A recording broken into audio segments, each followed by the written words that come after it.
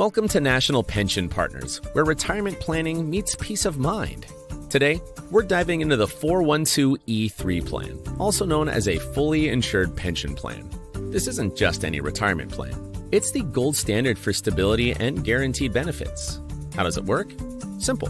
It's funded exclusively by life insurance and annuity contracts.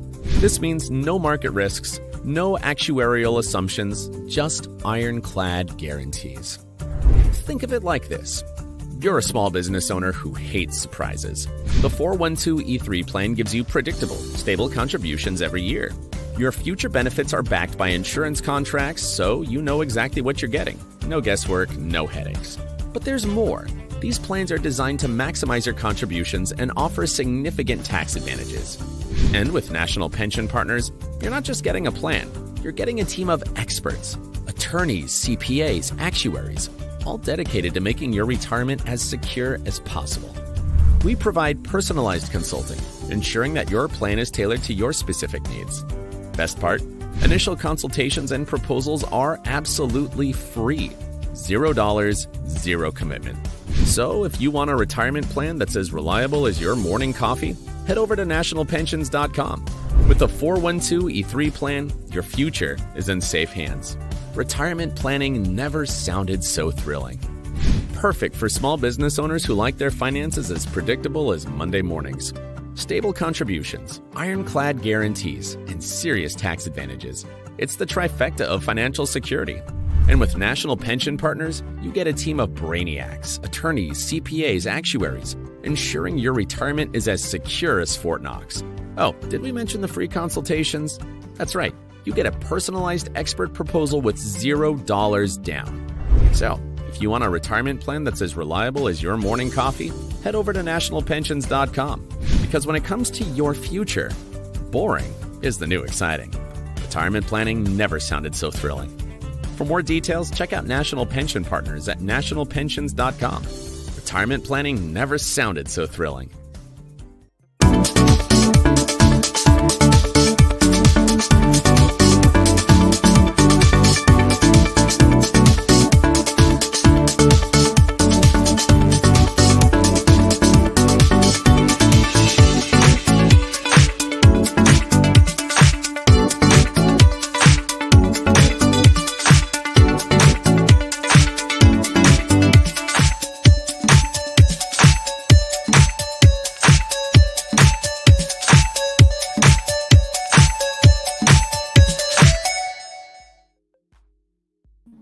All right, folks, it is Tuesday, September the 10th, 2024, and a lot's going on in the world and all along those lines. Of course, people are preparing for the big debate and seeing how that will take place in this evening. I'm sure we'll talk about that here as well as talk about it on World Politics later on this evening as well.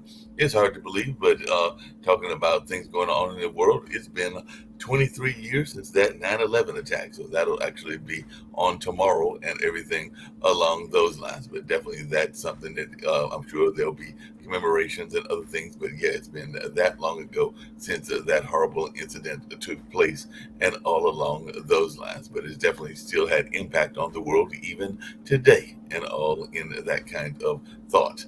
There is a lot going on in the world even today, though, and there's even some news out of Australia that I'm curious to see what Shaquille's got to say about that, and I'll get to that in a minute. And of course, there was a major star that passed away, and a lot of people will recognize him for one of his premier voices and everything, and I'll talk about that before bringing people in. But first, let's say that Ukraine strikes Moscow in its biggest drone attack to date. So a woman is killed near Moscow as over 140 Ukrainian drones targeted Russia, according to officials. So that is something that we are seeing. So it looks like they are definitely taking it directly to Russia. And in Israel, U.S. is demanding IDF change West Bank operation after Americans killing. So IDF unintentionally killed a Turkish American citizen during the riot and everything, according to Israel. And it is definitely something that I'm sure folks will be talking about as well. And the death toll from Vietnam storm has risen to 87, with 70 people missing, according to state media. So Vietnam storm deaths has risen as a bridge collapsed and flooding swept away a bus. So definitely Typhoon Yagi is doing some serious damage and all along those lines. And Jordanian voters over there in the Middle East are going to polls amid fears of a wider war. Jordan holds its first election under the new law. Islamists are expected to benefit from the Gaza war sentiment. So that is something going on as well.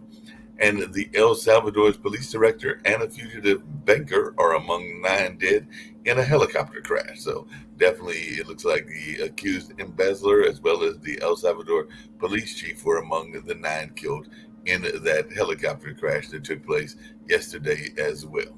And it looks like Kate Middleton's cancer recovery video is the reset to end all resets, according to some folks. And Kate Middleton is completing chemotherapy treatment, saying she has entered a new phase of recovery. And Prince William thanks well wishers in Carmarthenshire after Kate's cancer treatment update. So definitely, and she's saying that this cancer has given her a new perspective on everything, and the mental health impact of the disease is profound, according to psychologists.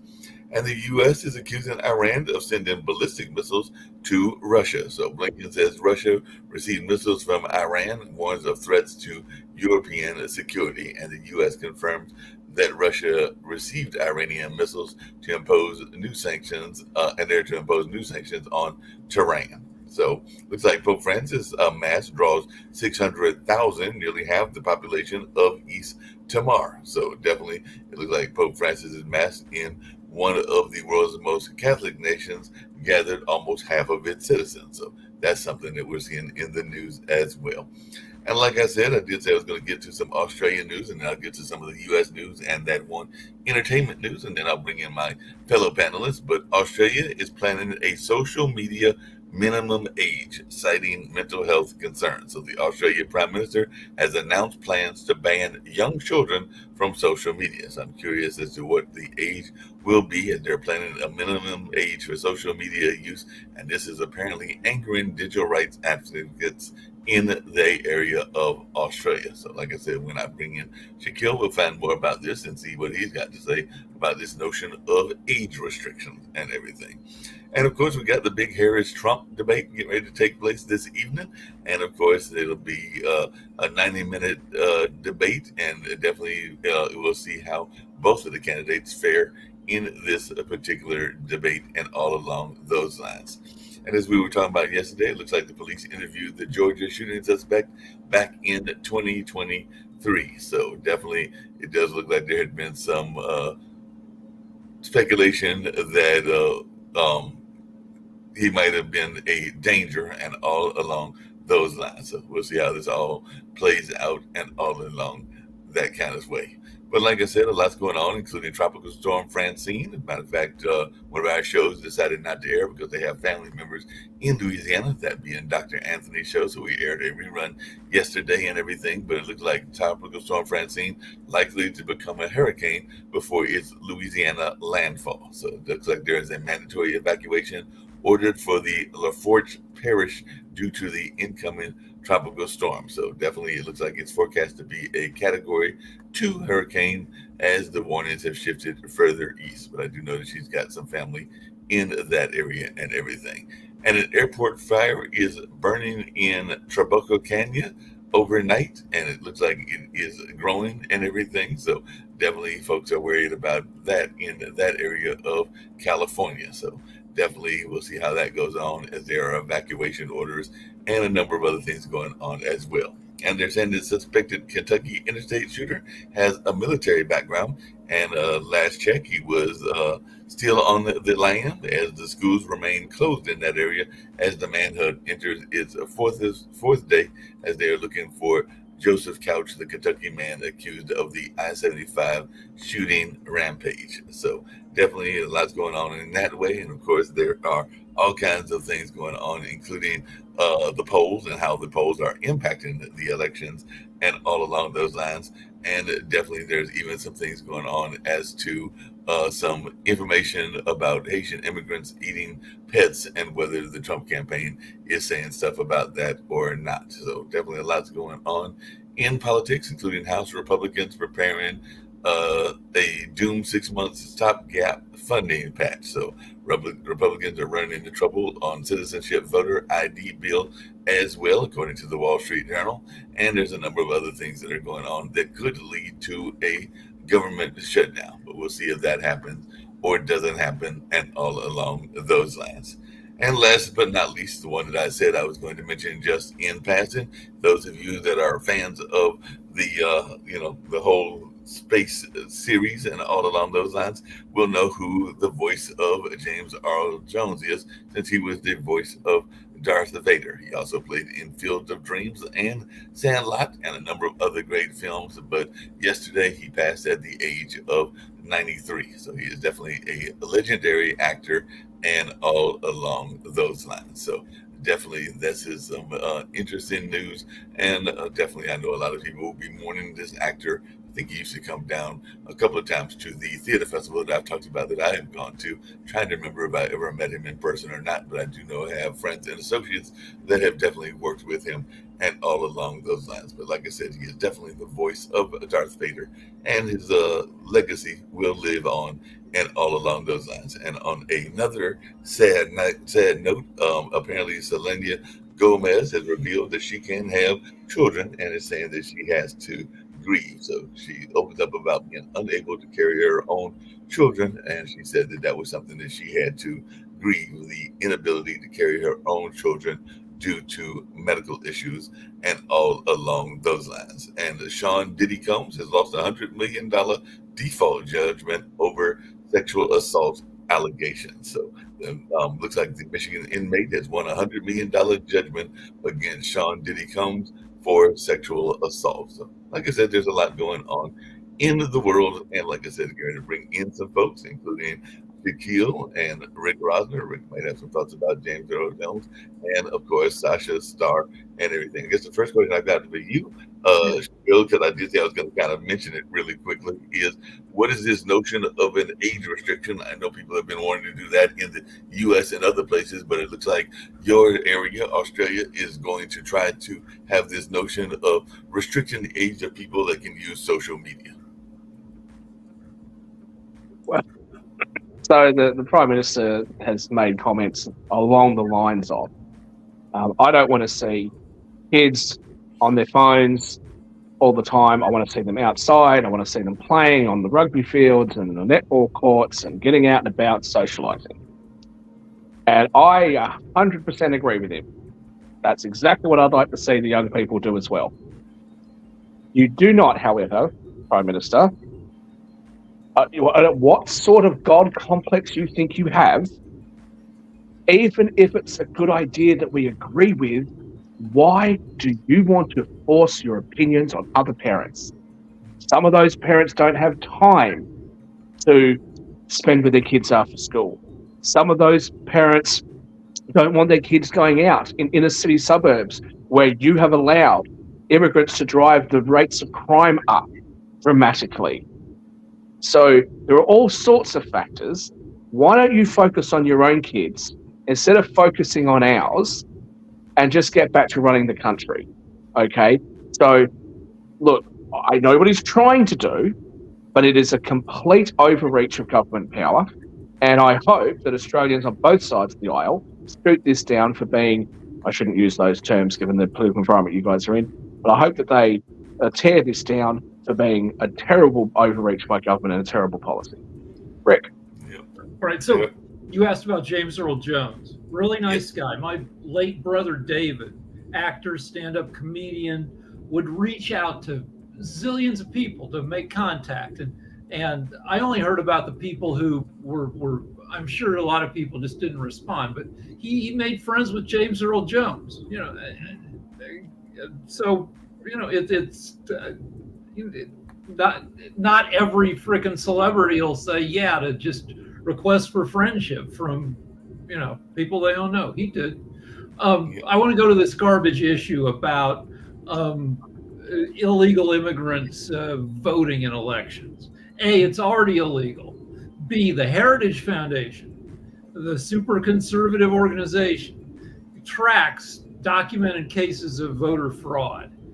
since 1979, they've found 1,500 documented cases of voter fraud in that same period of time. 2 billion votes have been cast in U.S. elections. So you're talking about less than one vote in a million being cast fraudulently.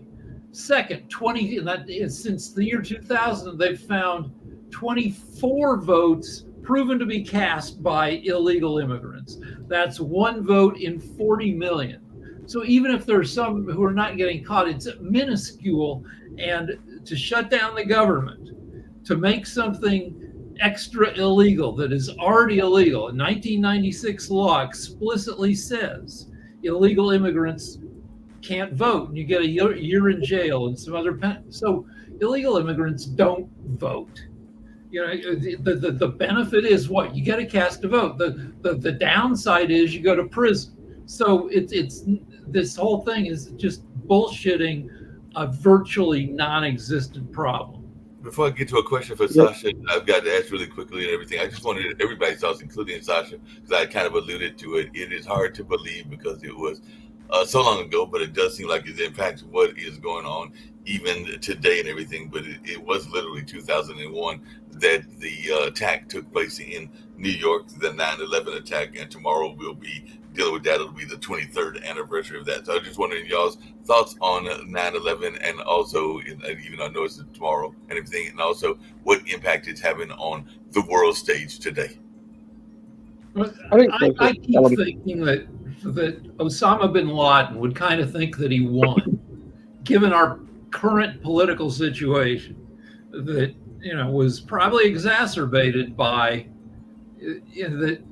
I mean, maybe things would be as effed up now without 9/11, but things certainly seem, divided and contentious, and it makes me think that frickin' Osama bin Laden is smiling down there in hell. Oh, I think there was. Sorry, Safa. I think differently that in fact 9/11 united Americans as nothing ever before, and there was no division at that time as to resolve to find out the perpetrators of this attack and punish them and so on. There was complete unification of all American people. There was not any disagreements in that respect. And so I don't think that the division which obvious now started at 9/11 point or thereafter. It started much later, in my opinion. So, Kale, you wanted to say something? Well, I think there was a little bit of innocence that was lost, certainly for me, at that time. And I was 17 when that happened. I used to be able to walk into the cockpits. I'm not sure about America, but you used to be able to walk up to the cockpits and they'd let you in there. And, I actually wanted to be a pilot when I was younger, but for whatever reason, I went into finance. So, now you wouldn't dream of it. I actually caught a plane from a rural place, a country location here in Australia, earlier this year. And it was the first time that I can remember in my adult life, other than being on a private jet, where I was actually able to walk onto a plane without going through security. There was no security at the Little Airport. It's just a reminder of how things kind of used to be.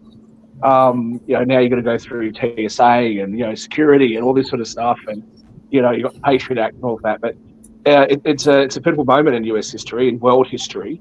And it's one that I hope is never repeated. So I do want to just say to Rick's comments, though, James Earl Brown, amazing voice. I know people that know him or that knew him that say he was an amazing person. But just to your comments about illegal immigration, I don't doubt what you're saying is correct, that we can argue whether, those are the only ones that are provable. What about the ones that aren't? That's fine. But there's a lot of politics that's at play here. And I don't think that it's unreasonable for Republicans to play this line because their base likes it. When Republicans had California, Democrats complained about this exact issue. They complained that illegal immigrants that were being harbored by the Republican states, like for example California, could potentially undermine the election because they would vote. So, like if it's good for the Democrats before, why isn't it good for them now? I get it that the issue is probably overblown, but every political issue in your country and in mine is overblown by politicians. Yeah, and I think one of the biggest issues there, one that Rick, I'm glad he brought this up, is voter fraud, because this did go talking about. And your friend Donald Trump is no friend of the truth. Okay, when he brought this up, he goes, "Oh, there's voter fraud." Yeah, there is voter fraud. But here are the numbers that I've seen for the last 40 years, the numbers that Rick just put out.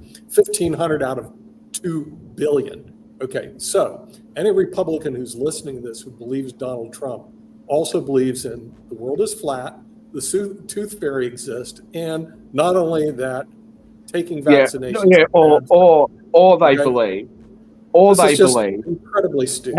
Hang on. Or they believe that there's been voter fraud that hasn't been detected, or they believe that with the massive increase of immigration into your country over the last 3.5 years, that the potential for voter fraud is now being. I would concur with that, Counselor. There's a potential for voter fraud, but does it exist? The answer is no. Now, what I really so if this is the issue, that's at play, right? Hang on, hold on. If the issue, hang on a second. If the issue at play.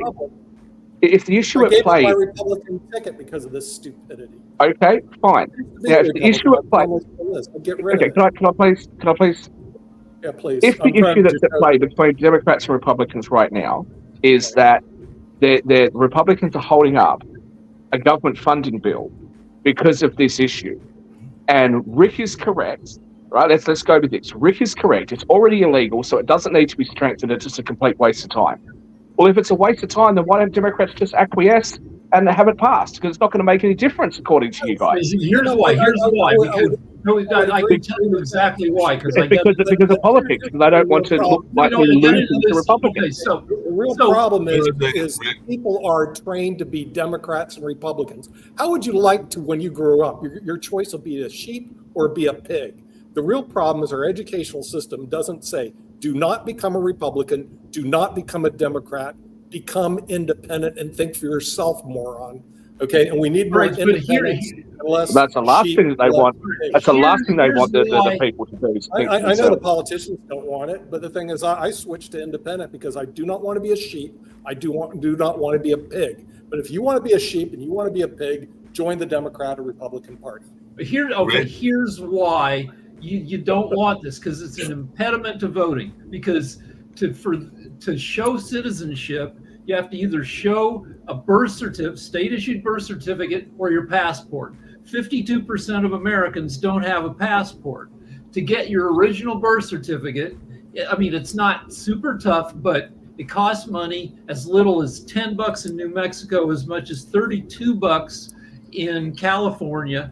So you got to get you got to jump through the hoops to get your birth certificate. Wait a few weeks to get it.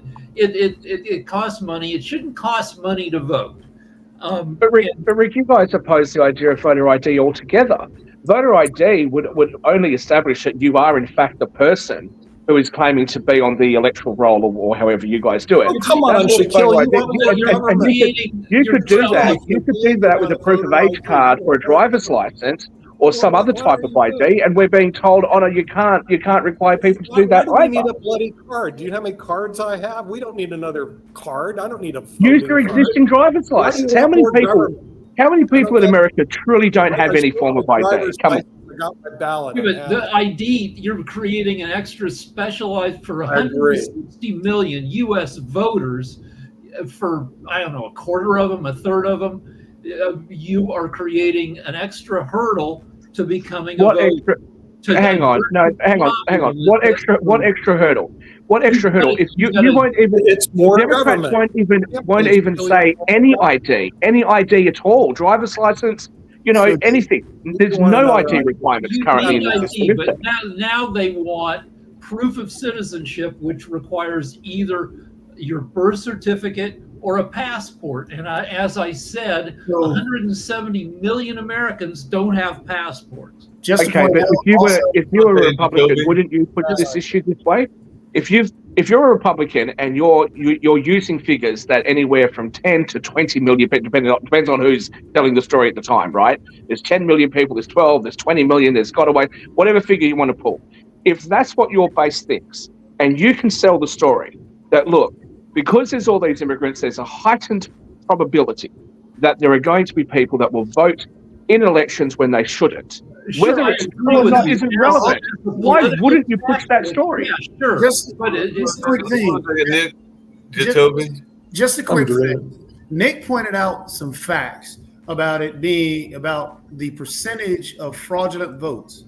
There was a study done, actually, even by George W. Bush, who pointed out even less votes within the current, time span in terms of the amount of fraudulent votes. There were 60 cases that just went to court and proved no voter fraud. So the problem isn't the fact that we need voter ID because there's a possibility. The problem is that you have a group of individuals that are pushing so hard to sell lies and causing corruption and problems within our system. So the truth of the matter is 1,500 votes out of 2 billion doesn't change a thing. It doesn't. I will defer that And was then on top of taken that, in with terms Ross. of voter ID, historically, I have to say that historically speaking, voter ID. it has been pointed out the fact that voter ID laws, everything that you're talking about, these things that the Republicans are pushing, affect minority communities more so than anybody. It also affects the youth because you're talking about IDs where, for example, a lot of these students that at the age of 18 may have a driver's license in a city that they do not live in because they're in college, and they will not accept their college ID that they had to use their driver's license for to actually get. Many people in the minority. That's freaking Texas fucking with and many minority individuals, elderly minorities, cannot get IDs based on the fact that their birth certificates were never ever found because of where they lived and how the history of our country. So voter ID is a bad problems with voter ID. So let me address that.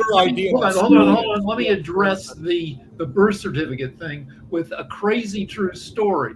If you served in the military in the 1940s or 50s, there's like a 50% chance that there's no record of your service because the building where they had all the records burned down, which is crazy. That's tens of millions of soldiers, and the proof just went poof up. So I'm sure there are people where the stupid courthouse or someplace, if you're 70, 80 years old, there's a chance. Right, so let me come in. Let me come in on a couple of points here. Okay, well, let me not come in then. Not this. This is a phony, made-up problem. We have real Okay, problems. let me just come in on a couple of things here. Illegal immigrants. This is a real problem. This voter ID thing. Go screw up your own country, Shaquille. Go create your own voter card and then have another card. Then when you walk in the door, have 20 zillion cards. I don't give a rat's rear what you do in Australia. But the United States does not need voter ID. Absolutely not. We do have an illegal okay. So hang on a second. Hang on a second.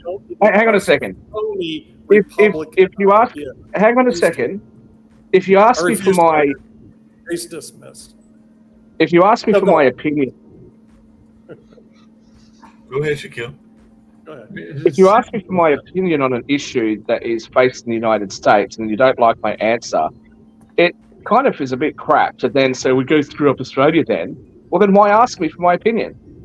Okay, that's first. Secondly, the issue that you guys are raising is an issue that is being discussed in other countries. I know you guys think that you're all really unique and special, but you're not. You're the same as all the rest of us. Okay, it's an issue. Now, a couple of things. One, if the government requires everybody to have ID, then the government should also be obligated to work out how to do that.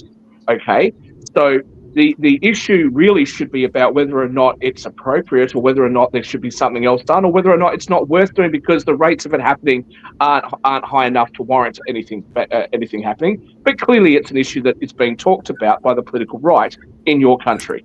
Second or third, I think I'm on to. this statistic,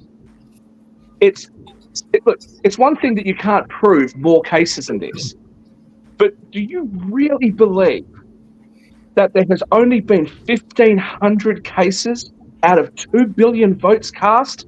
Do you really believe that figure sounds accurate? Okay, let's have a look. Can I finish, please? Sure. Let's have a look at the rates of voter fraud in other countries that are your peer groups. It's higher. So what are you telling me? That the United States has the most robust and most amazing electoral system of any other Western country? I don't think so. That number seems way too low. There's something wrong with that data. No. Frankly, we are the world's largest economy. Frankly, we are unique and special. And frankly, our voter people are really, really good. Yeah, and that's why you're leaving. That's why you're leaving to Spain. That's why you're leaving to go to Spain, right? Your system sucks, but that doesn't mean that suck. But that's why you're leaving to go to Spain, and that's why in my country we generally know the electoral results that night. If you've got a problem, by the way, we've made this offer before. I think Australian Electoral Commission should probably come and run your elections for you. Oh, I don't think so. But go on, Rick. You've outsourced everything else. Why not? It's higher. It's higher than 1,500 in the past 45 years. But that's what they have documented. And sure, somebody got away with. Their mom died 2 days before the election, and the daughter goes ahead and votes on her behalf. Somebody's gotten away with that, sure. But is it a huge problem? No, because the stupidest crime besides voter fraud is holding up a 7-Eleven convenience store. But at least if you do that, you might get $300 and some burritos. But the incentive to do voter fraud, it takes an idiot, because all you get is you get to cast one extra vote, and that's the upside. The downside is go to prison for 5 years, which has happened to inadvertently. Yeah, but people do crazy things all the time, Rick. I mean, just huge numbers. Just really quickly. Look at the case that Dinesh D'Souza was convicted of, right? He broke campaign financing rules or something because he didn't put the donation in his own name. He got his friend to do it. What a stupid crime to commit. Just to point out, the problem with the whole situation is, well, don't you believe it's actually higher? I don't have any proof, but don't you believe it anyway? That's the problem. Until you get proof, then we change the law. If you're sitting there saying, well, a bear could come in this house, I should put down a bear trap. Why? That is the dumbest logic to use, is if you think it's that. No. So until we have documented proof that it is more than this 1,500 that was based on the study that Nick just showed. Also, if there is more than the handful of people that was based on the study that George Bush's administration had done in terms of actual voter fraud where people went in and voted twice, we're sitting here spinning the wheels and wasting time on conspiracy theories that are not true. It is a waste of time. It just really perhaps I should continue smoking. I should smoke more because there's no evidence that my smoking so far has caused me any problems. And until there is evidence of that, then I shouldn't try to cut down on my smoking. I should start smoking more. Is this sort of logic to you? There is documented proof how smoking harms your health. So No, there's not. No, there's not. There is documented evidence that smoking increases the risk factors across the population. Not me personally. You're making a dumb argument to try and pigeonhole an argument where you do not have proof to back your claims. That's the issue at hand, Jacoby, is that the proof isn't there. That's why people are concerned. And surely, there's no proof that a bear's going to break in my house. Oh my gosh, I'm concerned there's a bear going to... if you think that there are bears, if you live in an area where there's lots of bears, then you're going to set bear traps. But surely, especially after what just happened to the argument that you're making that is very disingenuous because you're trying to push a conspiracy theory to back your position. There is no proof, and until you have proof, you have no position. You have. I don't have a position in the first place because I don't live there, so it doesn't really affect me. But if you don't have an idea on your mind of where you're going to move your people or where you're going to move your pieces on the chessboard, if you go in blind, not looking at the board, are you going to win that game? Probably not, right, Sasha? But if you go in with proof of documentation on how to use these actual moves, which work best in terms of making you win this game, you're not going to make that dumb move. All right, we're going around in circles. I want to go back. I stopped speaking so that he could overtalk me multiple times. I'd like to have the opportunity to finish saying what I started, because I started saying something there. All right. Surely, one of the most important things in an electoral process is to make sure that the people have faith in the electoral results. Now, whether rightly or wrongly, whether they're conspiracy theorists or not, there is a lot of mistrust in government and in the electoral process in the United States, especially after the absolute travesty that occurred in the last federal election, the 2020 election. Okay, travesty. So what? It was the best election. A higher percentage of Americans voted. Rick, what I'm referring to is and argue that everybody else giving you facts. No, let Shaquille say what he's referring to. What I was referring to was January 6th and all of the complaints and the media and Fox and Donald Trump's things and all that stuff that happened in the 2020 election. Okay. Now, I know there's a big percentage of your country that says, hey, there was nothing untoward, it was fine. There's also a big percentage of your country that has got lower faith than they had before. So I think it's foolhardy to dismiss their complaints and concerns, even if you think that they're unreasonable. Because what you want to have in order to have a functioning democracy where people can live and accept results is you want to make sure that people's concerns are afraid. So don't you? I find that to be a good argument. That if you've got a bunch of lunatics who believe a bunch of bullshit, then you do have to attempt some reconciliation. The problem with that argument, though, is the fact that how can you reason with, by Rick's terms, a bunch of lunatics where the cult leader himself continues to push lies that are all proven to be lies? How do you reason with somebody like that when they believe this person over here wholeheartedly, blindly, whatever, no matter what facts, like you did, Shaq, no matter what facts, you deny them because your choice is to just give up on the lunatics or to attempt reconciliation. And let's talk about this for a moment, right? So you've got the former governor or the former mayor of New York City, right, who goes around with his, leaking hair dye and all that sort of stuff, and that thing that happened at Four Seasons. The whole thing was just a mess. However, during that time, Ted Cruz had made the suggestion that what they should do is that they should have a special committee, bipartisan, to review everything and have a look at everything. Now, that was opposed. And again, I would say, why? Because, again, even if you don't think there's any credibility to what's being stated or alleged by the other side, why not spend the time to make sure that everybody feels that, okay, this has been looked at and it's been agreed to and it's fine? And the bottom line here is, you can say all you like, there's been 60 cases that have gone through the courts and nothing has happened. And you're absolutely correct. You're absolutely correct.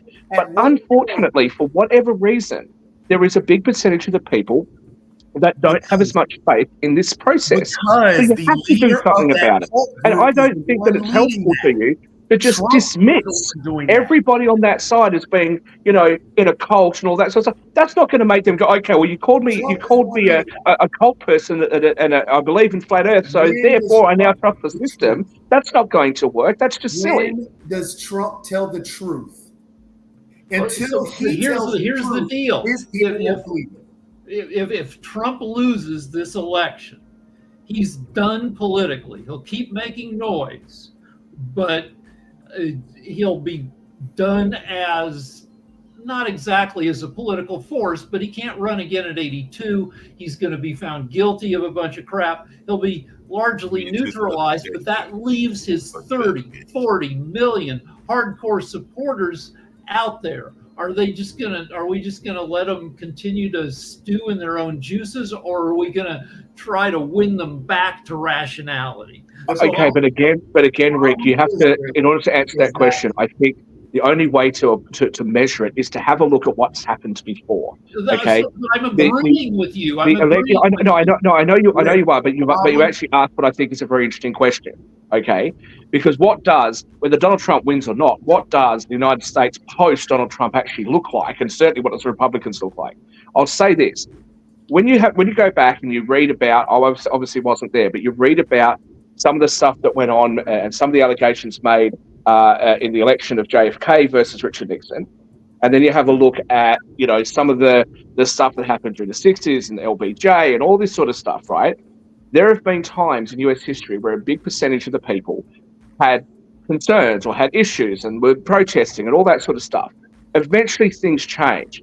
But I think in order to get that change, as you've said, and as I've been trying to say, you need to be conciliatory. And sometimes that means that you have to be able to recognize that when other people have views that you think are just totally unfounded, you have to actually go through them in order to persuade them that things are now fixed or things are different. If you don't do that, you just lead to more division and more distrust in government. Hold on a second, because one of the things that I have said a couple times, I think you brought up on this show, and I want to hear y'all's thoughts around this, and maybe even Sasha's got some thoughts and everything, is I will agree to some degree that a lot of the people that support Trump are frustrated with the establishment. I would also argue that that was part of the reason of the popularity of Obama, and I think that to some degree, Kamala is trying to pick up on some of that as well, because as I've told you before, Gil, I think that there are people on both the left and the right that have been frustrated with the establishment, and that is part of the reason of the popularity of both of those presidents, meaning Trump and Obama, because they were both seen. I'd love to respond to that, but let David go, and then I'll respond after Sasha. The term you're looking for, Mark, is Trump came in as a populist. Right. Obama came in as a populist. It was something different. It's the same thing that Kamala Harris is coming in as a quote unquote populist. And that's grabbing that. The problem with, again, what Shaq is talking about and what Rick, even when we're talking, the individuals that are behind right now Trump, there will be somebody else to come back in, because that is the way our political system is set up. Our politics are team-based. We've hit into this tribalist view at this moment. It's going to take a long time, and until the tribe, honestly, the GOP with Liz Cheney, even Dick Cheney, and all these other individuals who said that Trump has to lose for us to get our party back, that is correct. The only way, because no Trump supporter is going to jump up and say, okay, well, maybe let me negotiate with the Democrats. They've already, with Marjorie Taylor Greene, Lauren Boebert, all of the heads and the people that are seen as the big wigs in the MAGA movement have already made enemies of the actual individuals that they want to negotiate with. They've said the Democrats this. So when the GOP gets the opportunity to take their party back, like a Larry Hogan is right down, smack down the center. I really enjoy Larry Hogan. He's a Republican. He's coming out of Maryland. Honestly, I hope he wins over the Democrat, because I think Larry Hogan is that centerpiece, that type of GOP that needs to be there. He's similar back to a Colin Powell that was that center main person, because there needs to be a sensible Republican Party and a sensible Democrat Party to be able to make this work, because we have to get back to compromise. All Republicans don't have the answer. All Democrats don't have the answer. We need to have views from both perspectives, actually all the perspectives, to be able to make a educated decision on where the country needs to go. So right now, that MAGA movement, it's not going anywhere. And until the Republican Party is taken back, and honestly, once Trump leaves, again, the GOP has to be able to negotiate with those individuals and slowly bring them back to the herd. The Democrat Party, they're not going to be able to do that. They're always going to be seen as enemies from that MAGA movement. That's what Trump has done. And yes, I will say his name because that is exactly what he's done. I want to go back to what Sasha said a half hour ago, that he's right, that 9/11 unified us like nothing else. But Bush Bush's approval went to 95%, higher than any president in history. But then frickin' Bush, manipulated by Cheney, squandered that unity on a war against Iraq, where Saddam Hussein had absolutely nothing to do with the 9/11 attacks, and Saudi Arabia, that sent us 16 of the 19 hijackers, skated. They got away with it all. Also, you got to remember that we're claiming terrorists coming through the Mexico border, but if you look at 9/11, the terrorists actually came through Canada. What's that got to do with where they came from? Where they came from 20 years ago? What's that got to do with the immigration issue right now? But I do want to come back to this whole like Republican Democrat dichotomy at the moment. Look, at the end of the day, one of the candidates is going to win. If you make an enemy off the other side, whether that side has won or not, it doesn't lead to anything good. At the moment, guys say things like this, not just to Toby, other people. MAGA are doing this. MAGA are crazy. Look, there's a whole heap of them. There's a lot of people out there. Okay, I don't agree with everything they say. I know you guys try and put me in that hole, but I don't agree with a lot of things that they say. I don't think that some of what they're proposing is going to be the best outcome for the United States, but don't write them all off. Also, not all of them. why I talk about, but that's why I also talk about self-reflection, right? Why did Trump win? You're right, because it was an anti-establishment candidate, right? People were unhappy at the time. Why did Obama win? You made the comment, Jacoby, that there's all these enemies that have been made within the Republicans. But, Obama was a fairly new to politics kind of person, and he managed to get through the Democrats. Donald Trump was fairly new to politics. He managed to get through the Republicans.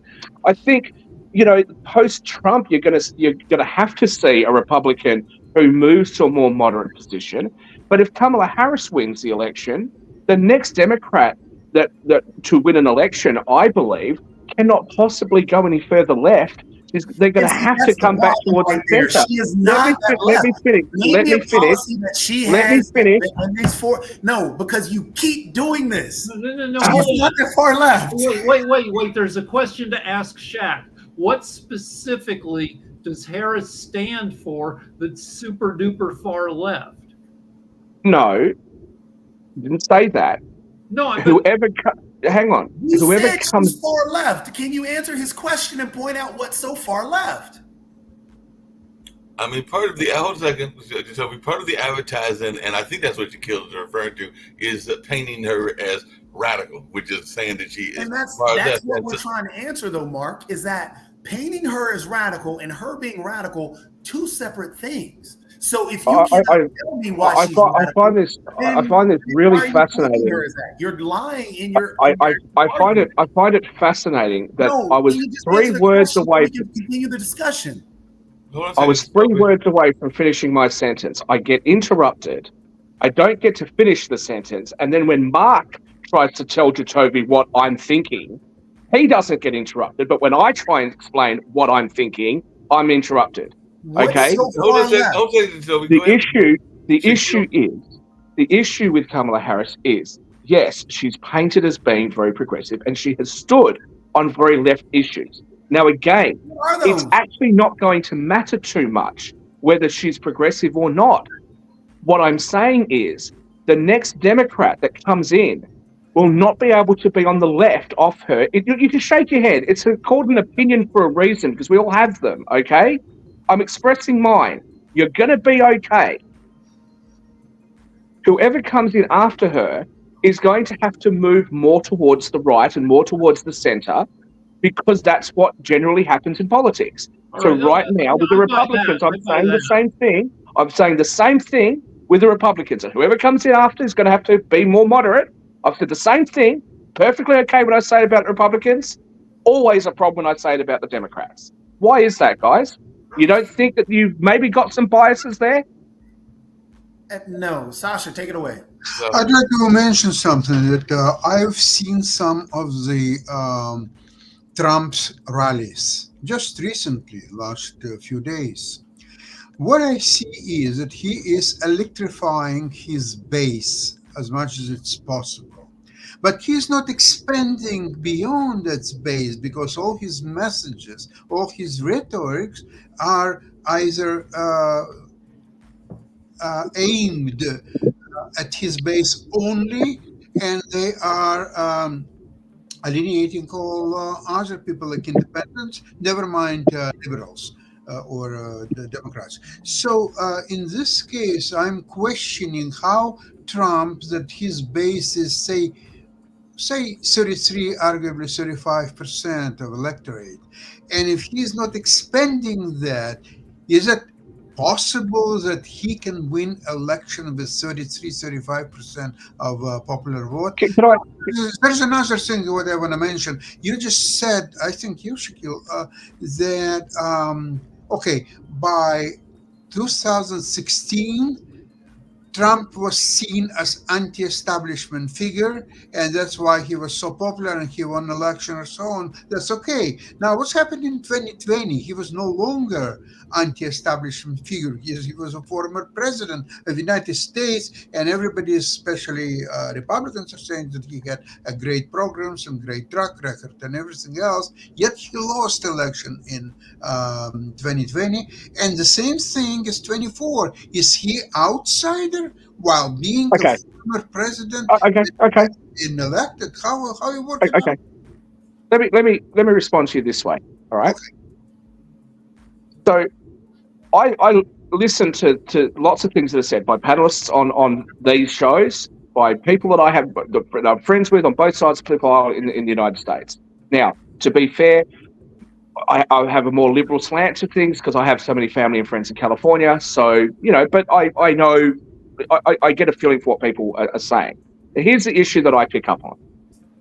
Whenever there is criticism of Donald Trump, like, for example, when I criticize Donald Trump, when I criticize Republicans, everybody's okay with that. Whenever there is any kind of criticism of Democrats, of Joe Biden, of Kamala Harris, it's immediately shut down. It's, well, you're repeating talking points. You're not going with facts. You're not going with this. You're not going with that. It's always the case. Now, when Joe Biden and Donald Trump, when a bit closer to the debate, but prior to the debate, the international betting markets and every major bookmaker that I'm aware of outside of the US had Donald Trump as the favorite to win. Not by a huge amount, but they had him as a favorite to win. Okay? Joe Biden comes out in that debate performance, and I think that most people would say that was a terrible performance and it was really unlikely that Biden was going to win. But yet, we saw big media defend him. Joe Scarborough said, this is the best version of Biden ever. There's no acknowledgement that there are people that are like, hey, like this is really, really bad. Then they switched. Let me finish, Jacoby. Then they switched to Kamala Harris. Okay, every step of the way, any complaint that's been made, whether it be she hasn't released her policies or Trump's policies, she hasn't done enough media interviews. Oh, well, Trump just goes out there like there's no kind of acknowledgement. There's no feedback that I can see Democrats or their supporters being prepared to take and say, okay, look, this is what people are telling us. Now, you've just made the comment that Donald Trump's only got 33, 35%, blah, blah, off the base. His poll numbers have increased. Rick yesterday says that he's lost trust or whatever it was, I can't remember the exact words that he said, in the New York Times is because they released a poll, the first poll that I'm aware of, and I could be wrong about this, where they had put Trump in the lead to win the popular vote, not just to win the Electoral College. So why, like every time anything is kind of negative that comes out in the Democrats, it's just completely ignored. Now, over the weekend, coming up to the debate tonight or tomorrow for me, Donald Trump has taken a much more significant lead. It's not huge yet, but it's big enough to be a concern. And if I was advising the Democrats, I would say to them, it is a really good idea for you to stop dismissing what people are saying, because what you'll end up doing is alienating people who are not GOP, who are not MAGA Republicans, who just have some concerns. And when you do that, that's how you lose elections. Just lastly, to the point that I made about whoever comes in on the Democrats next would have to be less on the left, they'd have to be more towards the centre. I would say the same thing about Canadian politics. The next Liberal Party Prime Minister or the next person to replace Trudeau is going to have to be a bit more on the right of him, because, like anybody, whether they be on the left or the right, if you're in power for long enough, people start wanting change, and that happens in every democracy, everywhere in the West. So why is this a surprise to anybody? So Clinton was his own successor. Clinton gets elected in 92, is not super popular, moves hugely to the left, becomes super popular after his election in 96, even after he got caught jizzing on the dress. So Kamala Harris would be well advised politically to, at some point, if she gets elected, to be sent. But have an affair with an intern. Just to point out, I was just going to say that Kamala Harris has pushed out policies that are centrist. Yeah, she has pushed out everything that has been centrist. She's being painted as being left. And Shaq, when you first said that the next Democrat president or the next Democrat person has to come out even more left than her, that's what set me off. I agree that the opposite way said. The opposite way, but yeah, okay. But then you, at the end of your comments, then went to, yes, the next one has to be more centrist, which I agree with. Because what are you talking about? That's not. I never said that they need to be more on the left. What are you talking about? No, he misspoke. He misspoke. Okay, so yeah, so I mean, that's what got me at the beginning when you misspoke, as Rick points out. No, you misspoke. But anyway, yeah, we understand the whole freaking. So again, she is playing the centrist role. As Sasha points out, Donald Trump is not. Donald Trump is still playing to his base and only his base.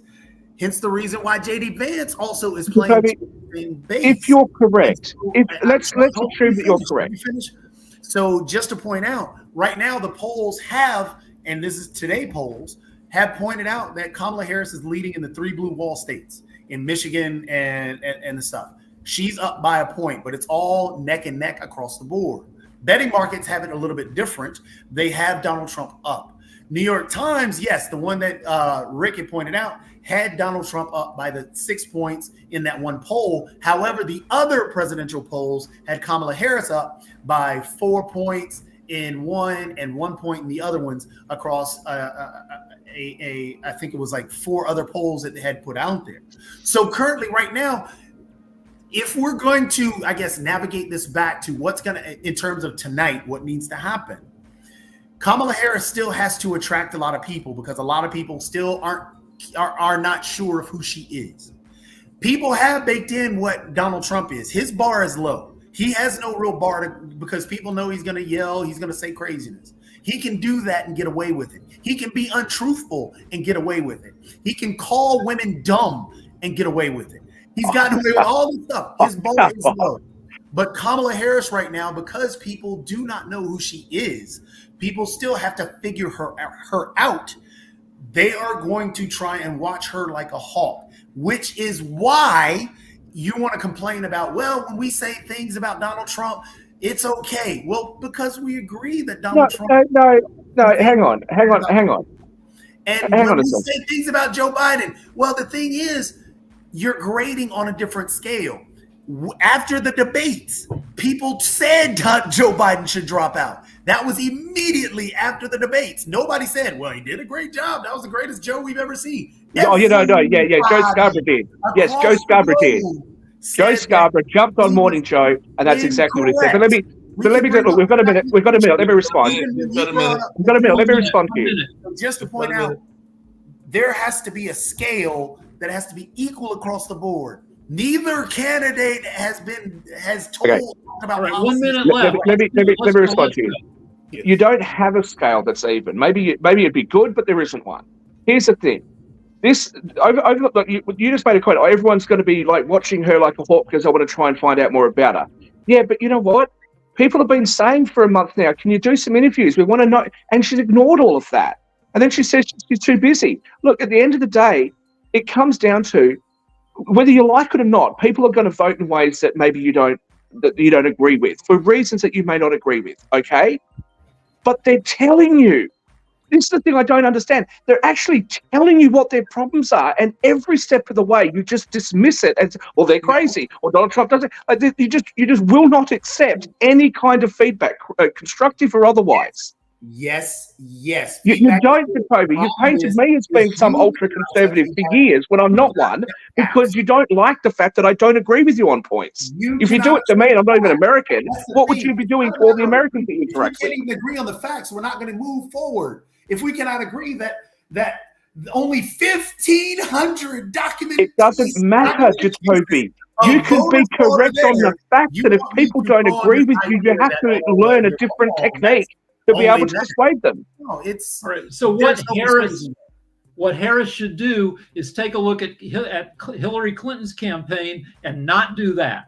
So I hope she's doing that. I hope she's having a shit ton of rallies that she in all these fucking states where Clinton was, people said, you didn't visit Wisconsin, so we couldn't vote for you. I don't know if that's bullshit or not, but let's take it seriously and have Harris just rally like heck for the next 9 weeks or 8 weeks, whatever we have left. I agree. Okay, I guess. Are we at the hour, or should we keep going? I think we've lost our producer. I think we're at the hour, or the little clock. I'm going to I'm going to go take a nap. Well, don't leave us.